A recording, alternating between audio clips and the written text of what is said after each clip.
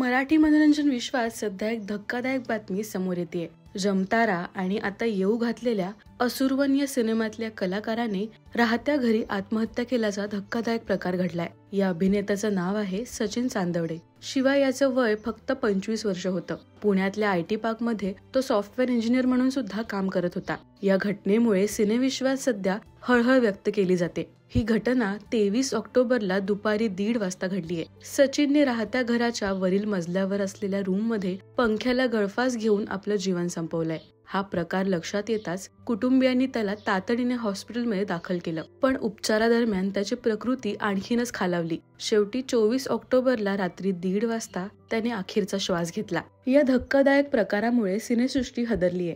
Sachin चांदवडे engineer असून लहानपणापासूनच त्याला अभिनयाची आवड होती, त्यामुळे त्याने सिनेविश्वात काम करायला सुरुवात केली। जमतारा या हिंदी वेब सिरीज मध्ये त्याची महत्त्वपूर्ण भूमिका सुद्धा होती। शिवाय जमतारा 2 मध्ये सुद्धा तो झळकणार होता। याशिवाय असुरवन या आगामी मराठी सिनेमात सुद्धा त्याची मुख्य भूमिका होती। या सिनेमाचं पोस्टर काही दिवसांपूर्वीच सोशल मीडियावर लॉन्च करण्यात आलं।